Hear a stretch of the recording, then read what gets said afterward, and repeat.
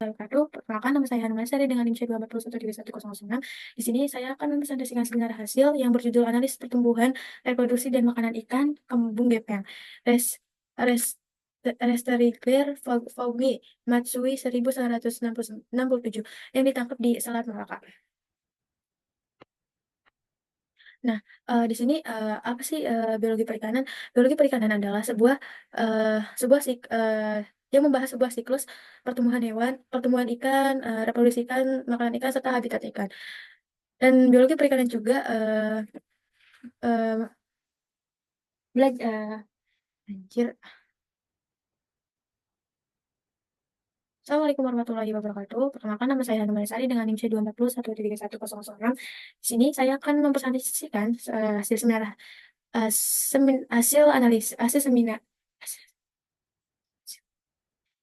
Assalamualaikum warahmatullahi wabarakatuh. Perkenalkan nama saya Hana Sari dengan NIM C240131006. Di sini saya akan mempresentasikan hasil Assalamualaikum warahmatullahi wabarakatuh. Perkenalkan nama saya Hana Sari dengan NIM C240131006. Di sini saya akan membawakan seminar hasil yang berjudul Pertumbuhan, Reproduksi, dan Makanan Ikan Kembung Gepeng Lesterlager Fauni Matsui 1967 yang ditangkap di Selat Malaka dengan pembimbing yaitu Ayu Ajasmoro. Langsung saja. Nah, apa sih biologi molekuler itu? Eh, Belum. Apa yang di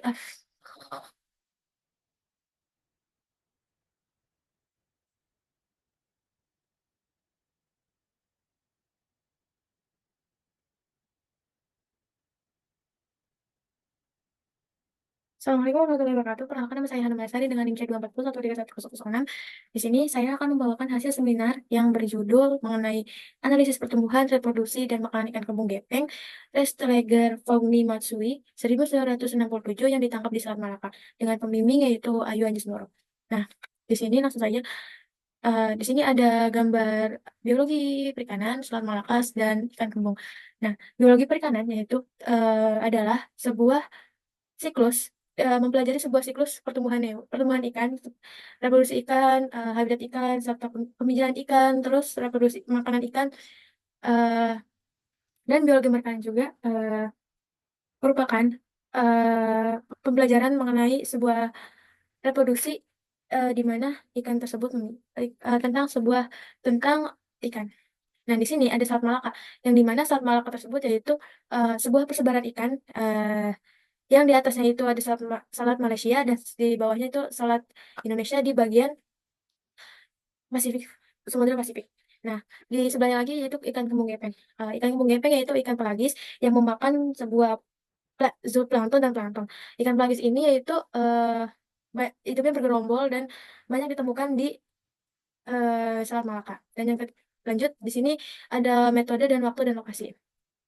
Waktunya itu di 31 Agustus 2024 sampai 16 November 2024. Berlokasi di Laboratorium Biologi Perikanan dan Ruang Kelas MSPI, Departemen Manajemen Sumber Daya Perairan, Fakultas Perikanan dan Ilmu Kelautan IPB University. Di sini ada alat dan bahan yang kita butuhkan untuk praktikum, yaitu ada ikan kembung, lalu ada penggaris, lalu ada mikroskop, lalu ada gelas ukur, ada pipet, ada jarum pentul, ada tisu, jas lab, alat bedah, nampan, sarung tangan latex plus masker, ada styrofoam, terus alat untuk menghitung telur, terus ada cawan Petri, ada Aquades, ada trash bag, ada terminal, ada bolpen, ada sanitizer, dan ada HP untuk dokumentasi. Lalu kita masuk ke prosedur kerja. Prosedur kerja pertumbuhannya itu kita mengukur tubuh ikan dengan dengan penggaris dari panjang total dari panjang kepala ke panjang ekor. Lalu setelah diukur kita letakkan di atas styrofoam ikan tersebut, terus kita buat ikannya nggak jatuh, kita letakkan memakai jarum pentul. Lalu didokumentasikan, habis itu didokumentasikan, lalu setelah itu dibedah, terus kita ambil us-us dan lambungnya untuk disimpan sebagai sampel. Terus ada reproduksi. Reproduksi itu, sebuah pembagian, mengukur gonad yaitu dengan telur ikan. Pembagian gonad itu dengan telur ikan, terus habis itu terus di pembagian gonad ada 3. Ada 3 yang kita gabungan apa lagi ya? Terus kita memburai telur ikan tersebut, lalu menghitung telur ikan dan menganalisis, terus catat hasilnya ke spreadsheet.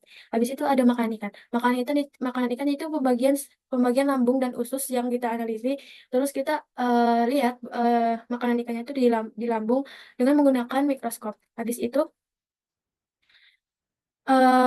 kita menemukan apa saja makanan ikan yang ikan makan tersebut. Terus penimbangan. Penimbangan itu kita sebelum kita menganalisis lambung dan usus, kita timbang lebih dahulu. Habis itu pemuraian makanan dari usus diburaikan dalam sametri, lalu kita mikroskop, lalu catat hasil yang kita lakukan mikroskop tadi. Habis itu ada analis data. Yang kita gunakan pada pertumbuhan ikan itu adalah distribusi frekuensi dengan rumus jumlah kelas yaitu 1 plus 3,32 log N, dan interval kelas itu adalah max dikurangi min dibagi jumlah kelas. Lalu ada jarak kelas yang dimana interval kelas plus NST. NST itu hasil dari eh, yang sudah ditentukannya itu sebesar 0,01. Nah, terus juga ada hubungan panjang bobot di mana rumusnya itu ada W sama dengan A L pangkat B, di mana W itu adalah jumlah dan A itu adalah eh, hasil dari analisis analisis yang kita dapat, dan B itu adalah dari eh, jumlah yang kita dapat tadi. Dan ketiga ada faktor kondisi, di mana faktor kondisi itu ada isometrik dan alometrik. Alasan isometrik itu rumusnya adalah FK sama dengan W dikali 10 pangkat 5 per L pangkat 3. Dan alometrik itu adalah VFK sama dengan W per AL per B. Reproduksi. Terus ada rumus reproduksi, yaitu di sini bisa dilihat rumus reproduksinya. Habis itu kita ada makanan ikan, dan kita juga mempunyai ini rumusnya bisa dilihat juga. Habis itu kita lanjut. Ini hasil pembahasan pertumbuhan ikan. Ya, di mana FDF gabungannya itu ada di selang kelas 216 sampai 225, di mana itu lebih didominan. Dan kedua itu adalah tabel pola pertumbuhan ikan kembung, di mana eh, isomet jantan Januari itu isometrik, sedangkan betina itu standar, makanannya sama. Dan juga kalau biji Maret itu ada alometrik positif, serta kalau betina ada isometrik positif, berarti itu makanannya itu ada yang tidak sama. Terus ada yang bulan Mei itu isometrik, itu buat jantan, yang alometrik negatif itu ada betina. Dan yang keempat adalah FK total gabungan.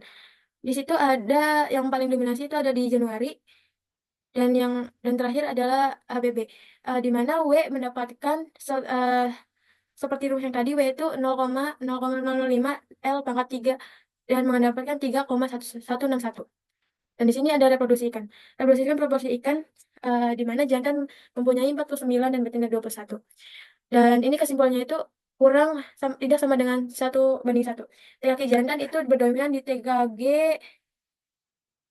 1 buat jantan, dan kalau buat betina itu berdominan di TKG 1 juga.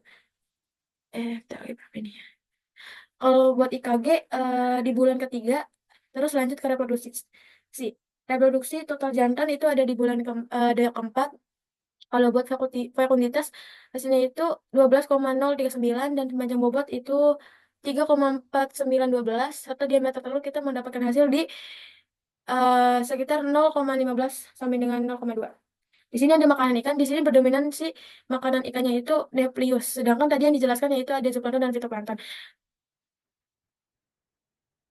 Nah, eh, di sini ada kesimpulan dan saran, yaitu kesimpulannya itu pola alometri positif, betina lebih cepat bertambah berat dan stabil.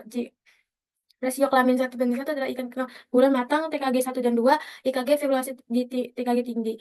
Nah, terus dominan 75% sampai 75,9%, dia fleksibel, rendah tumpang tindih makanan bersifat